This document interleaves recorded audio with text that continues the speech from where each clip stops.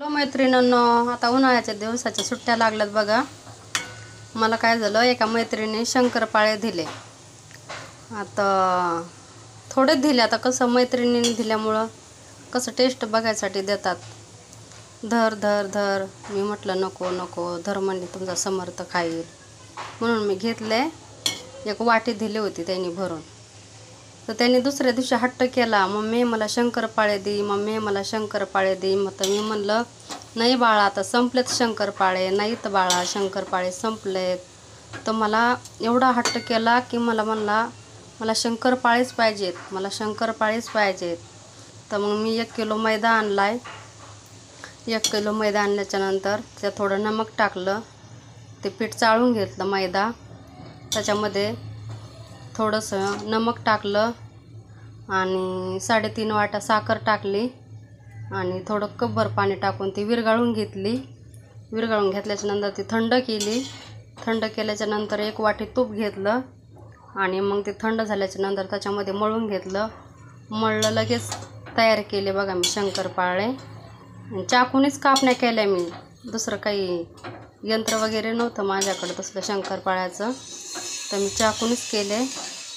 हे बघा किती छान झाले. तर बारीक बारीक बारीकच काढलेत मी, जास्त मोठाले पण नाही काढले, छोटालेच काढले. तर म्हणलं आता खा महिनाभर मी केलेत. तर उन्हाळ्याच्या सुट्ट्यात तरी काय काम आहे, खा म्हणलं आता महिनाभर.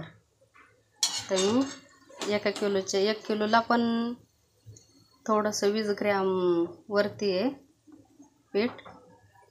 आणि मला जास्त करायचं होतं पण मैदाच नाही भेटला दुकानामध्ये, तेवढाच राहिला होता. मला हे पण दाखवायचं होतं करून.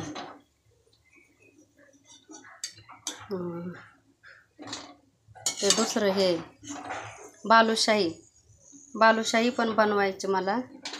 दुसऱ्या रेसिपीला मी तुम्हाला आहे ना बालुशाही बनवून दाखवते. हे बघा शंकरपाळे किती मोठे झालेत बघा. 1 किलोला पण 20 ग्रॅम आहेत. आणि याच्यामध्ये पण येतं, अजून चाळणीमध्ये पण येतं बघा. भरपूर झाले बघा. आता 2 महिने खाल्ले ना तरी पण उडणार नाही. तर मम्मी मला शंकरपाळे कर, मम्मी मला शंकरपाळे कर. उन्हाळ्याच्या सुट्टीमध्ये तुम्ही पण करून बघा. आणि हे अजून तळायचे राहिलेत बघा. हे एवढे घाणा राहिलं, अजून एक तळायचं. हे थोडेसे राहिलेत, आता ते तळून घेते बघा मी.